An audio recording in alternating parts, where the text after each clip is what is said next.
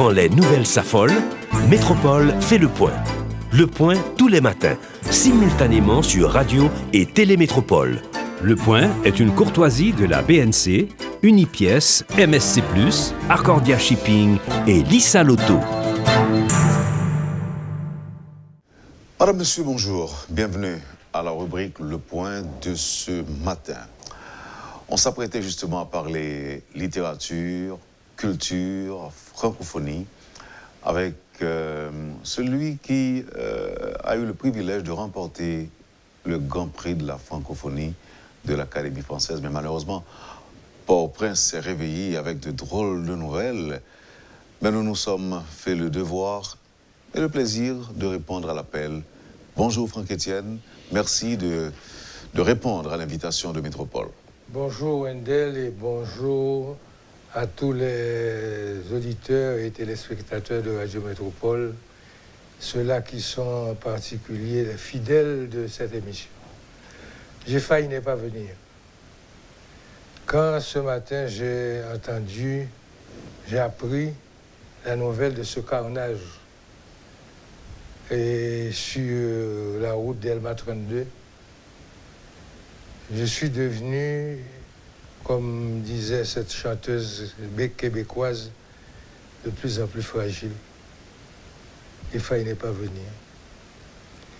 Mais quand j'ai pensé que depuis hier, on a fait l'annonce de ma présence, de ma participation à cette émission, si écoutée, si suivie, j'ai dit je ne peux pas faire ça au lecteur, ce serait un double coup. Parce qu'il y a beaucoup d'auditeurs, de téléspectateurs de l'émission Le Point qui attendaient ma présence. Surtout l'invitation a été faite au terme de l'émission. Mais comme tu as fait cette ouverture à partir de cet événement malheureux d'hier soir, je ne peux pas ne pas dire quelques mots sur l'orientation, non seulement de la situation de notre pays, mais l'orientation et l'aggravation de la situation planétaire. Tout au cours de l'histoire humaine, il y a eu d'innombrables événements malheureux, tragiques, dramatiques, qui ont marqué l'histoire de l'humanité. On a eu toute la période d'avant l'ère chrétienne, quand l'Empire romain, et avant Alexandre, Philippe de Macédoine, de la Grèce, envahissait certains pays du Proche-Orient, d'autres pays de l'Europe. Pendant le Moyen-Âge également, on ne peut pas citer le nombre de conflits qui ont quelque part enténébré, enlugubré la marche de l'homme. Et jusqu'à aujourd'hui, ça continue quand on passe par Napoléon, qui a été, moi je crois que Napoléon est un de ces Occidentaux qui a été à l'origine de nos malheurs. Je ne nie pas ce qu'il y a de dimension extraordinaire dans la vie de ce guerrier, dans la vie de cet administrateur qui a donné non seulement à la France, mais à d'autres pays et même à Haïti, le code napoléonien. Ce qu'il a fait au niveau de l'éducation. Mais sur le plan de la guerre, sur le plan des conflits, Napoléon, et même sur le plan personnel, Napoléon a été un misogyne, Napoléon a été un raciste. Et les guerres napoléoniennes n'ont pas seulement apporté la mort dans d'autres pays, et jusque chez nous, enfin, ce qui allait être chez nous, Saint-Domingue. Mais même beaucoup de Français ont perdu la vie. Quand on pense à la campagne de Russie, ça a été une campagne mortelle. Des milliers de Français sont morts, non seulement du fait de l'atrocité de la guerre, mais aussi à cause du foie. Victor Hugo a rapporté dans un de ses textes que des soldats français ont été obligés d'ouvrir le ventre des chevaux pour se cacher, se protéger contre le froid. Ce qu'on appelle le passage de la Bérésina, ça a été un cimetière pour l'armée française. Et plus près de nous, Hitler. Ce sont des périodes sombres dans l'histoire de l'humanité et malheureusement, ces périodes se répètent trop souvent. Actuellement, même si c'est à des dimensions ou à des degrés moindres. Qu'est-ce que tu dis? Même si c'est à des dimensions ou bien à des degrés moindres. Ah, les atrocités se répètent. Quand on parle, oui, se répètent, mais quand on parle d'Hitler, moi je dis que Hitler représente la frontière extrême de l'horreur. C'est vrai qu'il y a beaucoup d'événements malheureux qui continuent encore à frapper les hommes. Mais les 6 années de guerre de 1939, quand Hitler a envahi la Pologne, a écrasé la petite Pologne, et jusqu'à la bombe atomique de Nagasaki, Hiroshima, que les Américains ont lâché. C'est une riposte quand même, c'est une réplique. Ah, mais je ne peux pas... Si une réplique rentre dans l'ordre de la violence... Il y a eu Pearl Harbor aussi. Il y a eu Pearl Harbor. Et les États-Unis ont riposté. Non, écoutez, moi je ne peux pas avaliser l'horreur et la violence d'où qu'elles viennent. On n'avalise pas. Parce que c'est le chien manger chien. On fait l'histoire. Non, mais il y a longtemps. Mais l'histoire est sombre. Mais tout simplement, moi, ce qui est important, puisque nous ne sommes pas venus pour la polémique, nous sommes venus plutôt pour le partage des idées. Ce qui m'interpelle, c'est le côté vulnérable de l'homme, fragile de l'être humain. Nous sommes dans le fragile, nous sommes dans le vulnérable et nous sommes dans l'éphémère. Et malheureusement, beaucoup d'êtres humains, et surtout parmi ceux-là qui se réclament de la force, qui se réclament du pouvoir, qui écrase, du pouvoir prédateur. Mais combien sont-ils qui le savent? Combien... Ça, c'est le côté éducatif. Combien comprennent, combien de gens qui comprennent aujourd'hui qu'ils sont vulnérables? Eh bien, c'est le travail, précisément. Il y a une tâche qui doit être entreprise au niveau de la culture, au niveau de l'éducation, au niveau des structures familiales et scolaires, et au niveau des religions.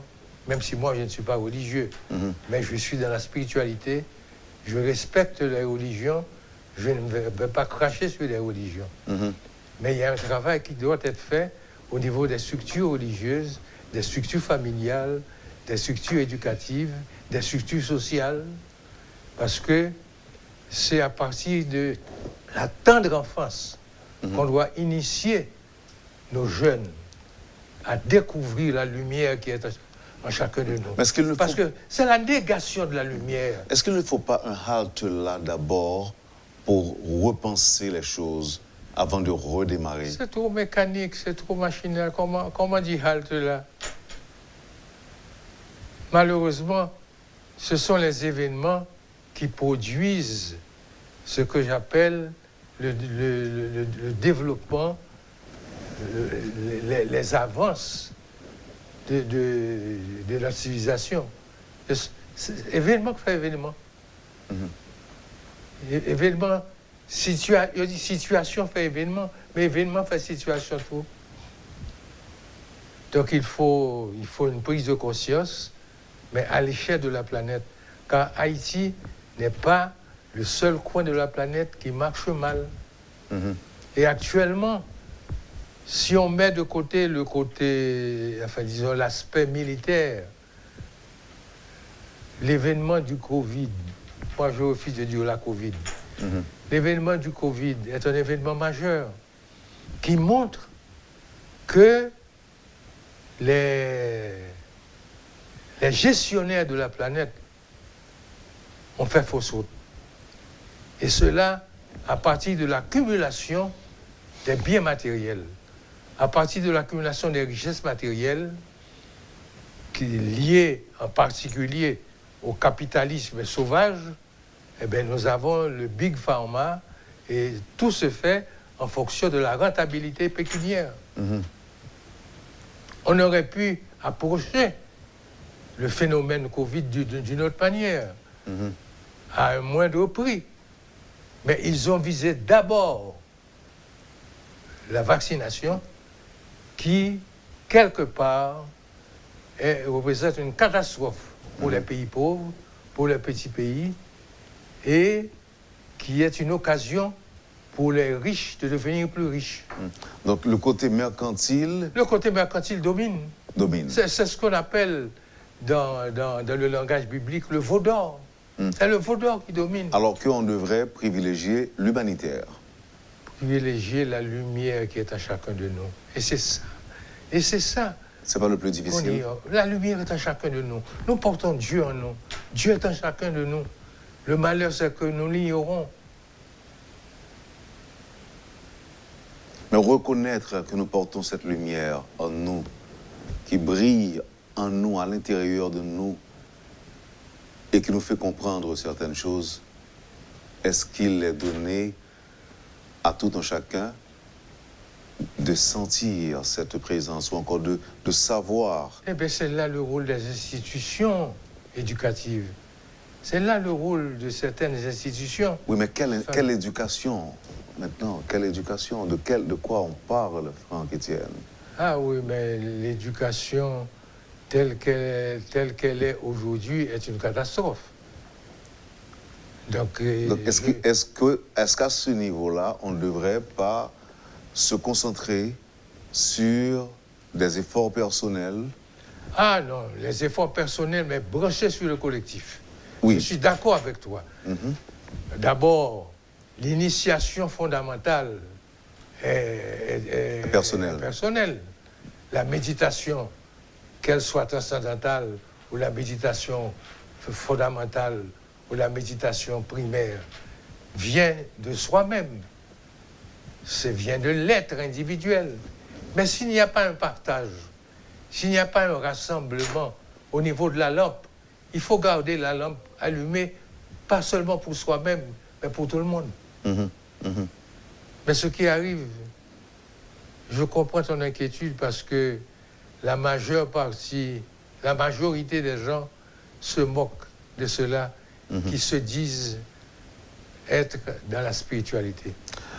À partir de quel moment vous avez ressenti la présence de la lumière en vous et qui vous donne de l'inspiration pour écrire jusqu'à vous permettre d'obtenir aujourd'hui le prix de la francophonie? Eh bien, là encore, je vais dire quelque chose qui va choquer la plupart des auditeurs et des téléspectateurs. Nous ne choisissons pas toujours. Nous sommes choisis. Moi, je ne crois pas dans un Dieu lié à l'anthropomorphisme. Comme il dirait, il y a un homme à barbe, le plus souvent à barbe, un vieux qui est là, qui est le gestionnaire de l'univers. Je dis qu'il y a la divine intelligence de l'énergie universelle. Nous vivons dans un univers d'énergie et qui est une énergie mystérieuse. Cette énergie, elle est dans le grain de sable. Elle est dans les racines de l'arbre, dans les feuilles, dans les fleurs, dans l'eau, dans les gouttes de pluie, partout. Dans les galaxies, dans les supernovae, dans les trous noirs, dans nos poumons, dans le virus. Regardez ce que fait le virus depuis quelque temps. attaqué par des médicaments, en particulier par le vaccin. Le virus est devenu un mutant, on dit variant. Le virus est en pleine mutation et aboutit à des métamorphoses pour échapper aux attaques humaines, aux attaques technologiques. Et moi, ce que je crois, non seulement le vaccin peut, à la limite, avoir raison quelque part du virus, mais le virus s'éteindra au bout de ces mutations, car on ne peut pas muter infiniment. Au bout des mutations, le virus perdra sa force et s'éteindra. Mais on prévoit qu'il est capable de se reproduire, de se multiplier. Pas infiniment. Pas infiniment. Pas infiniment. Donc nous devons encore attendre. Mais vous avez fait l'expérience de Covid, Franck Etienne. Vous l'avez battu.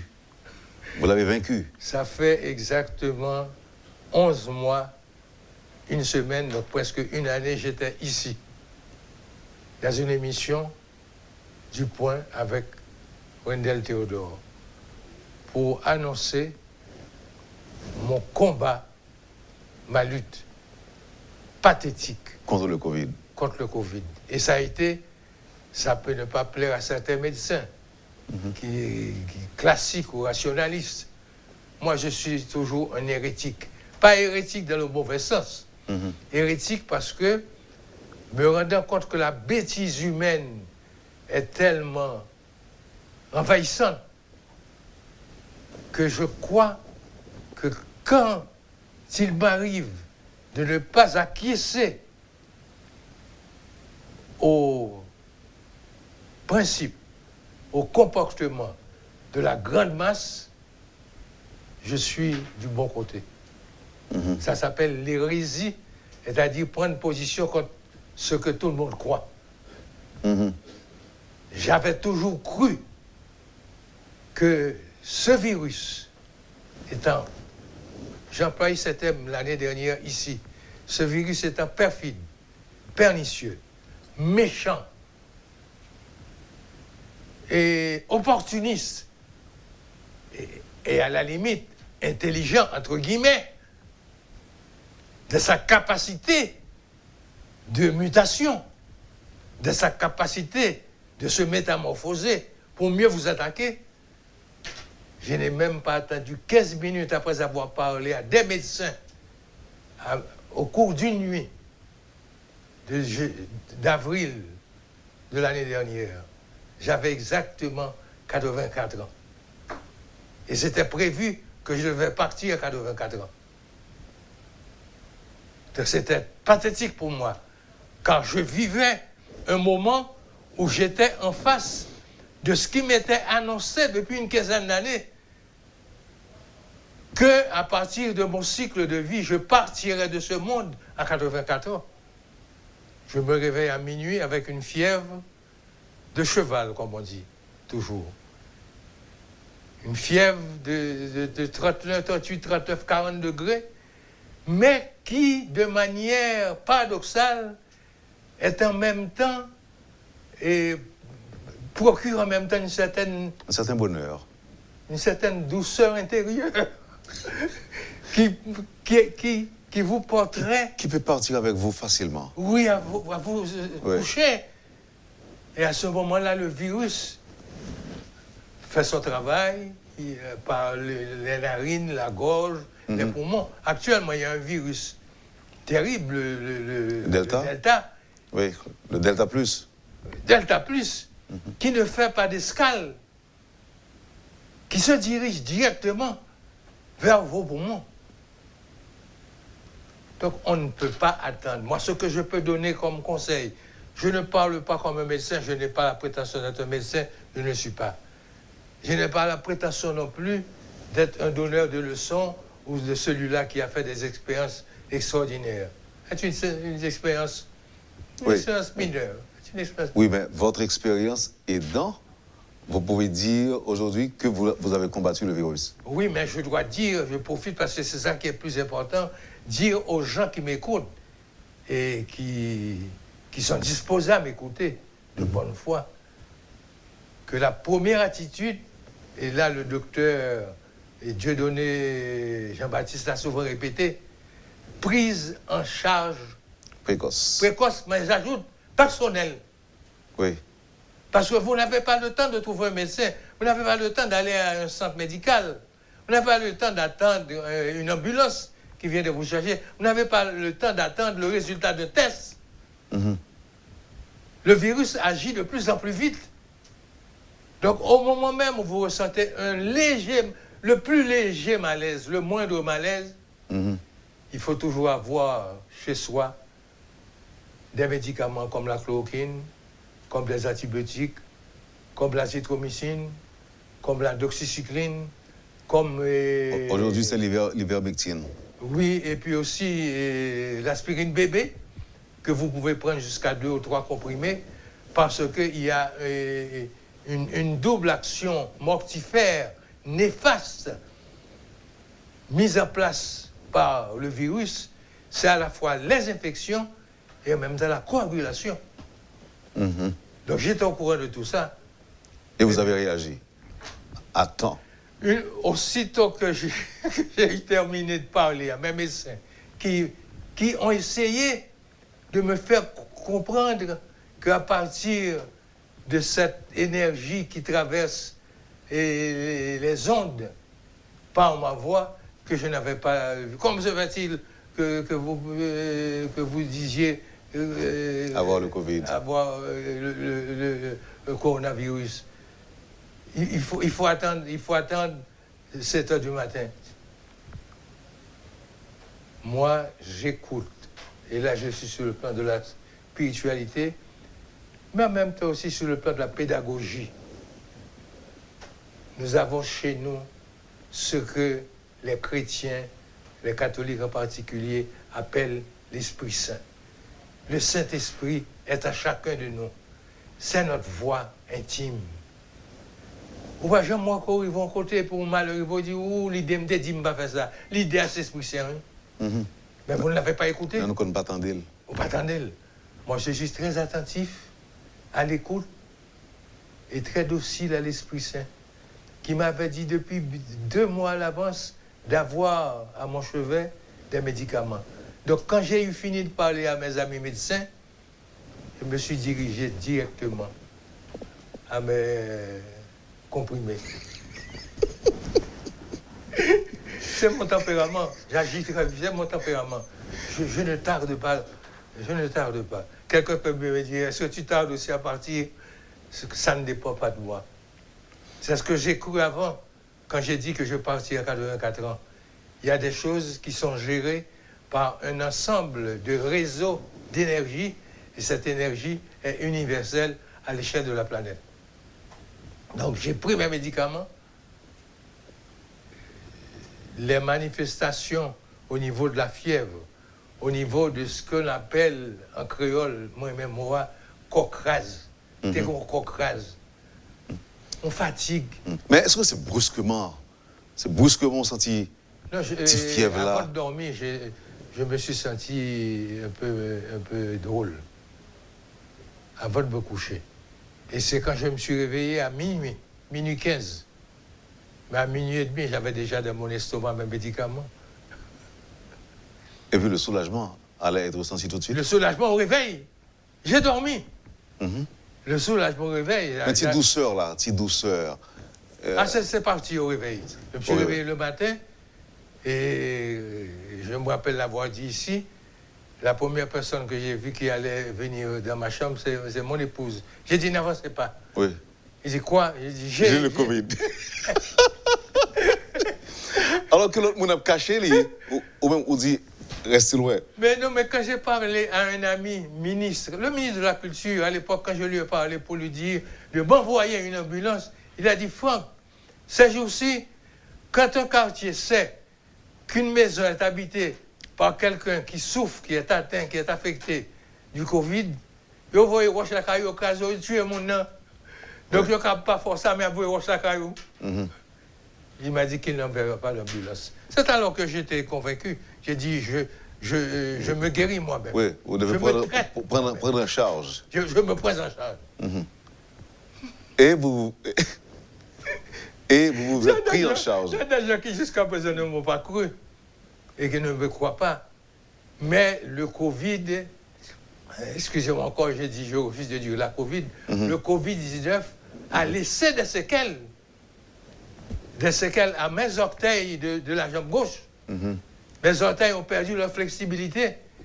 Et c'est reconnu. Mais on l'a dit, il laissera quand même quelques séquelles aussi petites, aussi légères qu'elles soient. Dans le cerveau, dans les reins, dans le foie. Et ça, c'est courant. On appelle ça les orteils covidés. C'est-à-dire, vous ne pouvez pas faire bouger vos orteils. C'est pas l'âge non, l'âge. La vieillesse. Non, mon cher, oh non. J'étais sportif, non, écoutez, ça aurait dû se manifester. Peut-être que ça se manifeste ailleurs. Mais c'est pas aux orteils. Cette absence d'activité et de réaction immédiate se manifeste ailleurs quand on prend de l'âge. Oui, ok. Mais c'est pas au pied. Ah, c'est pas au pied. Ok. Alors, Franck, on peut dire pause, non? Parce que moi, auditeur a dit, pour je me réveiller matin, là, écoutez, il faut les Franck Etienne pour capable voyer énergie positive, ça. Bah, auditeurs, les auditeurs fidèles, les téléspectateurs, pour nous faire au moins. Ah non, c'est. Faut que tu souris. C'est ça. Matin là, tu me partages un bagage avec vous. Matin là, puis il faut que dans salle nouvelle là, qui t'a bail nouvelle, nous obligés de partager ces morceaux calmement. Ah oui. Parce que tout le monde va bien. Ah oui. Tout le monde va pas bien. Non, moi j'étais bouleversé chez moi quand j'ai entendu la nouvelle. Je me dis, émission pas faite. Non, mais il faut respecter mon nom. Oui. Et bien content qu'on fait sacrifice. Oui, et puis nous, l'orientation, nous pas venir la plaindre. Oui. Ah ben, il faut parler de prière. Oui, on a parlé de prière, et puis de œuvre, de peinture. Là, nous tournons, on a fait ça. Oui. Parce que là, nous étions dans un moment pour nous poser là déjà. Ça. Mais c'était tellement captivant ou tellement qu'un m'bawel le a passé. Oh! En principe, à 9h, on est supposé prendre pause. Il est 9h10. Il est 9h10. Donc, c'est-à-dire que il y a 10 minutes qui passent là, je ne me rends pas compte de ça. Alors, vous avez posé à Franck. Poursuivez, madame, monsieur, la rubrique Le Point de Radio et Télémétropole. Franck Etienne est notre invité ce matin. À tout de suite. Le Point est une courtoisie de la BNC, Unipièce, MSC+, Accordia Shipping et Lisa Lotto. Bienvenue, madame, monsieur, à la deuxième partie de la rubrique Le Point de ce matin. Notre invité, c'est Franck Etienne. Une émission qui se déroule dans un contexte particulier où il y a des gens qui pleurent aujourd'hui, qui pleurent l'assassinat d'un proche ou d'une proche. Port-au-Prince se réveille en tristesse aujourd'hui. C'était un rendez-vous arrêté entre Franck Etienne et moi. Nous avons tout simplement tenu parole. Voilà ce qui explique notre présence aujourd'hui. Et évidemment, le prétexte, c'était le prix de la francophonie, le grand prix de la francophonie qu'il a obtenu. C'était le prétexte de sa présence ici.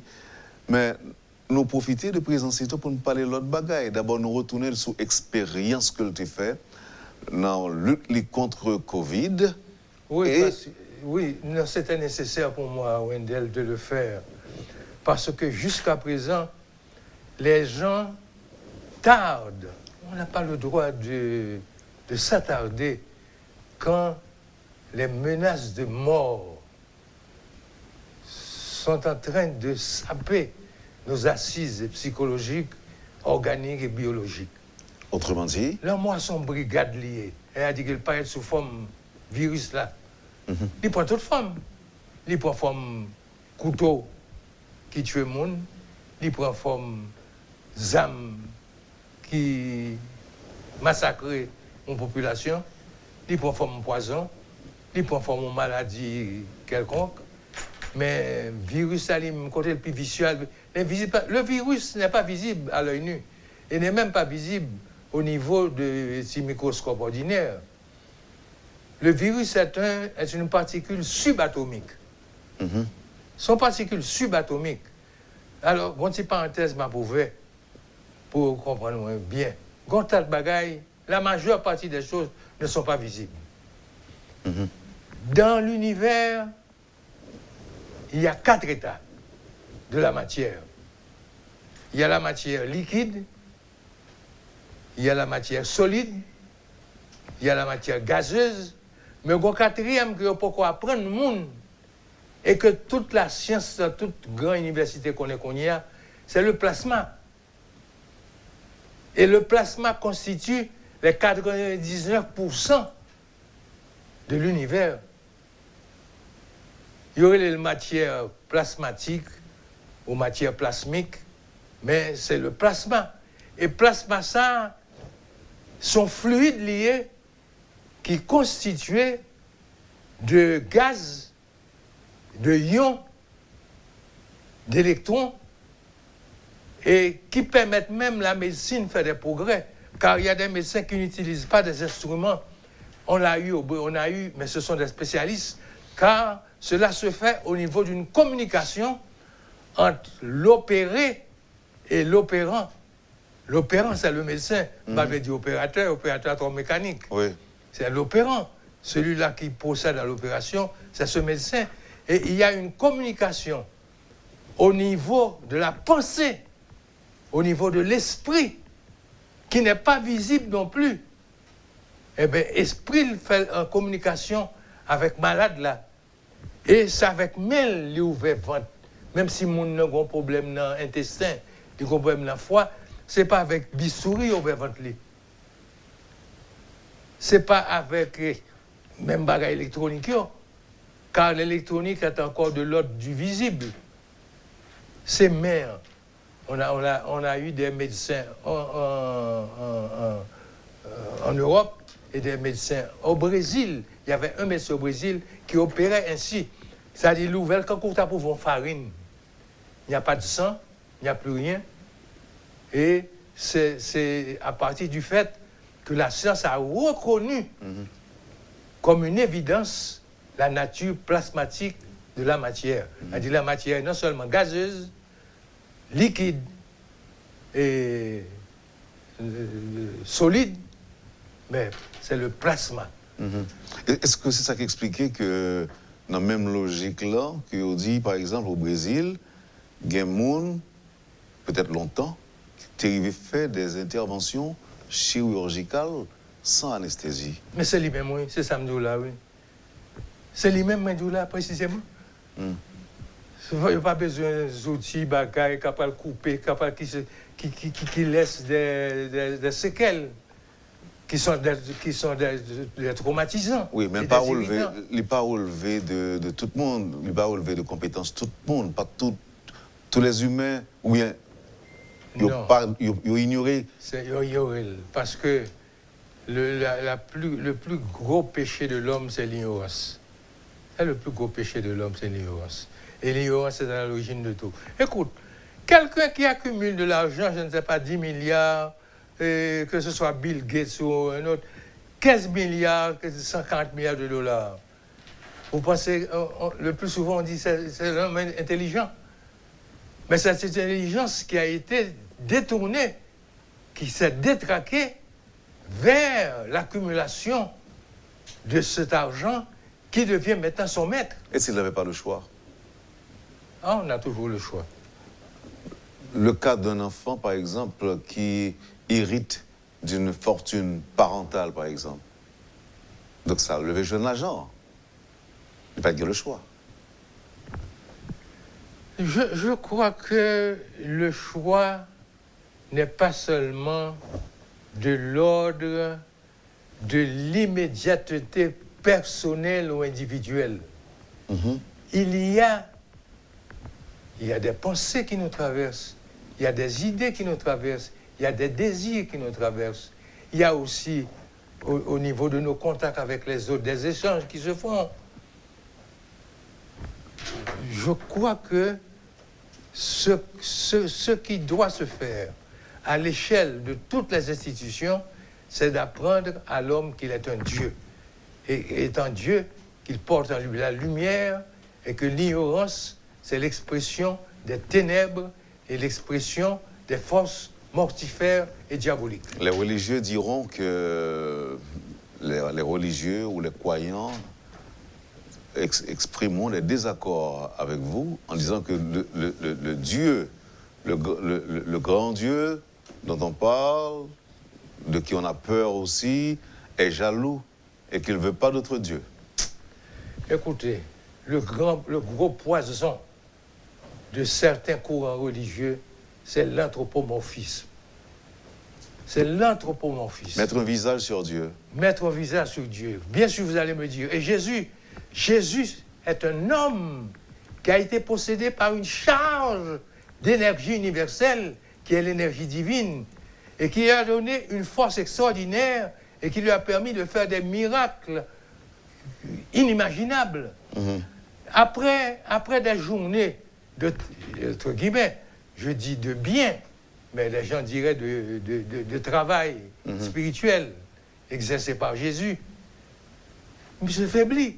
Il y a même l'exemple de cette femme qui sent un sang cap coulé sous lui.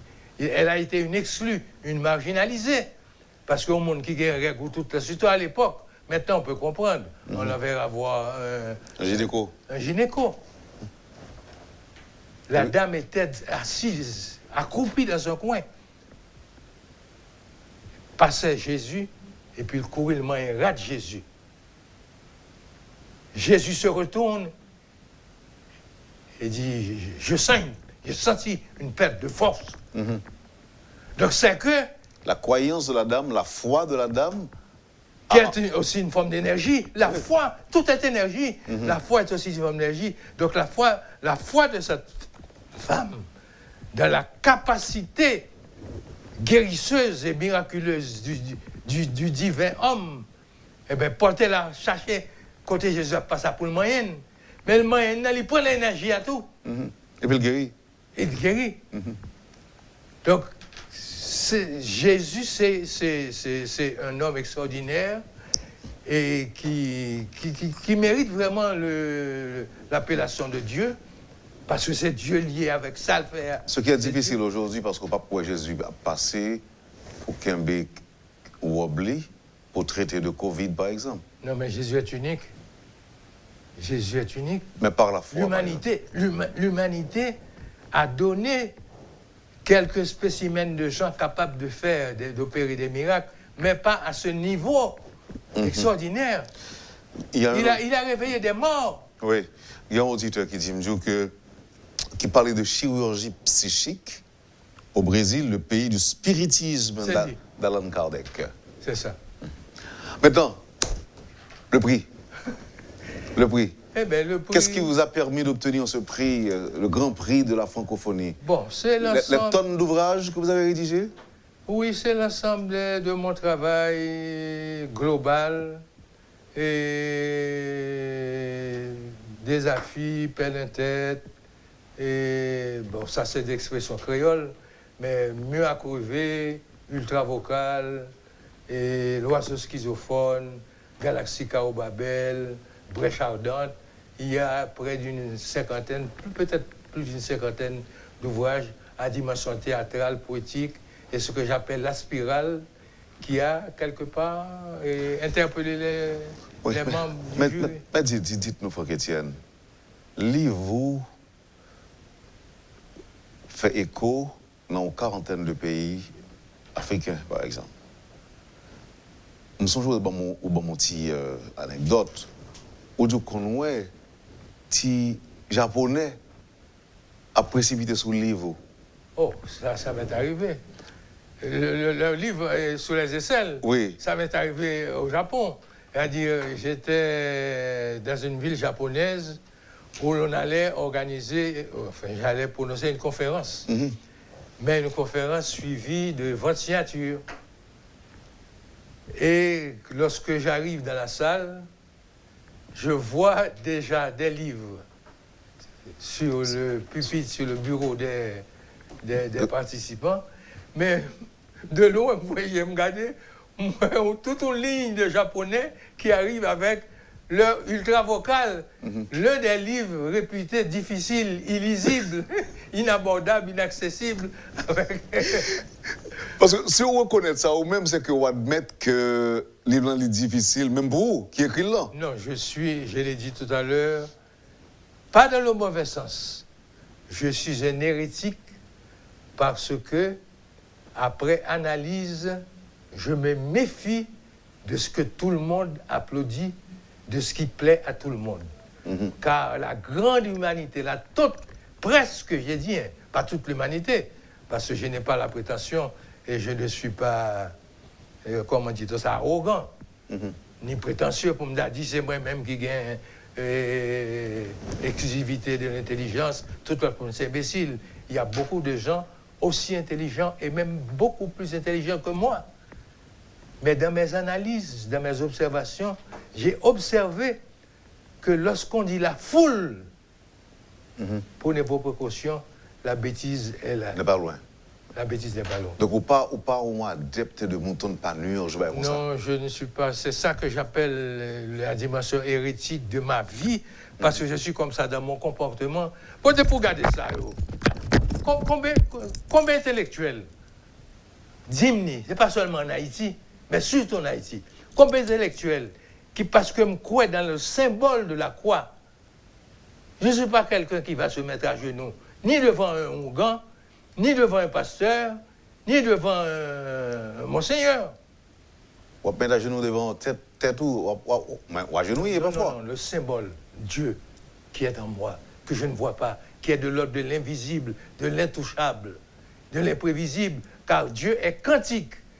Quantique, c'est-à-dire insaisissable, imprévisible. Tu rencontres Dieu à travers une personne ordinaire que tu rencontres dans la rue, que tu croises dans la rue. Et c'est Dieu. Et c'est Dieu qui te l'envoie. Donc Dieu est de l'ordre de l'invisible, de l'intouchable, de l'intangible. Donc on porte ça par symbole. Je crois dans les signes et les symboles. Si tu supprimes les signes et les symboles, tu supprimes la civilisation humaine. Maintenant, malgré toutes les difficultés qui gagnent, comme on nous retrouve dans Je sais. Et malgré toutes les difficultés qui gagnent dans tes œuvres, parce que symbole, on se dit déjà, c'est votre vie, mais apparemment. Ça relève de ce qu'on appelle la spirale. Tout est spirale. Tout est spirale. Mais il y a une semaine, tu ne savais pas que nous serions ensemble ici, et nous ne savions pas que nous aurions organisé cette émission quelques heures après un carnage à Delma 32. Donc là, on parle de spirale, on parle l'imprévisible. L'imprévisible et ou interconnexion aussi. Non, totalement. Tout est interconnecté. Tout est interconnecté. Tes cellules et les miennes savaient depuis des années que nous allions avoir cette rencontre. Aujourd'hui, c'est 30. Oui. Aujourd'hui, 30 juin. Dis-moi, malgré tout, on fait écho de par le monde, à travers le monde. Il y a des bagages où écrit, il est capable de portée universelle. Écoute, petite parenthèse. Oui. Je ne suis pas en train de m'envoyer des fleurs, mais ceux-là qui ont voyagé et qui ont traversé le métro de Paris savent que depuis 2 ans, il y a une pensée de Franck Etienne affichée dans la station de métro de Paris, avec ma signature. S'il arrive que tu tombes, apprends vite à chevaucher ta chute, que ta chute devienne cheval pour continuer le voyage, Franck Etienne. Mais si tu dis, me fou. Je dis, me fou. Moi, je dis, me tout ça. Je dis, me fou depuis tu vas aller. Mon premier monde qui a son officier qui dit, tu vas aller, monsieur, c'est un monde fou. Et tu vas aller répondu, il est fou. Mais je ne crois pas qu'il soit aussi fou que ça. Surveillez-le. Non, mais je crois que mon été a une explication, tout. Non, c'était pour me sauver. Non, pour te sauver. Mais il a dit aussi à Duvalier, garde ça, monsieur, écrit sur Papal. Oui, j'ai parlé de la mort de mon père qui est parti en faisant l'amour. Il avait déjà 70 ans. Il faisait l'amour à une enfant de 18 ans. Et puis il est mort. Et il est parti dans un jet de sperme. Oui.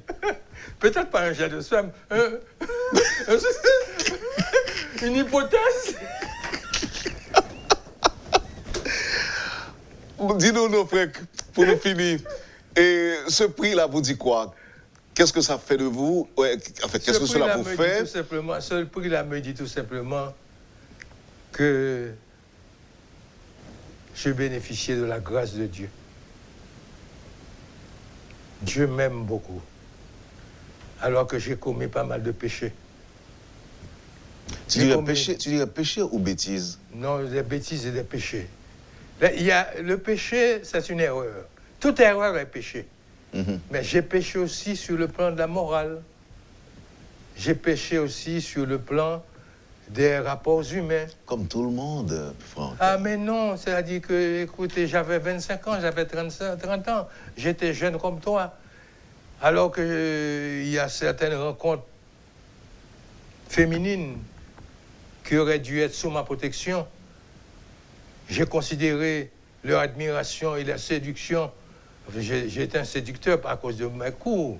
J'ai été professeur de mathématiques, professeur de physique, professeur de sciences sociales, professeur de littérature.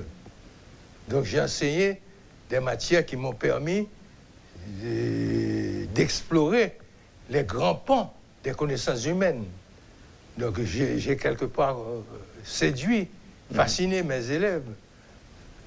Je ne crois pas avoir été dans la situation de quelqu'un qui a protégé de jeunes enfants que j'aurais dû protéger. Et j'ai toujours demandé pardon à Dieu. Dieu marche. À ce moment-là, Dieu pardonne toujours. Dieu donne et pardonne toujours. Et quel conseil vous donneriez, par exemple, aux jeunes? Ce n'est pas un discours de pasteur, ni de prêtre, ni de hongan. Hein? Non. C'est le discours d'un homme de science. Car ce qui m'a conduit aussi à découvrir l'importance de cette énergie, c'est la physique quantique, la physique des particules. Car quand tu observes une particule, je veux parler des grands savants qui ont les cyclotrons. Les cyclotrons sont des accélérateurs de particules.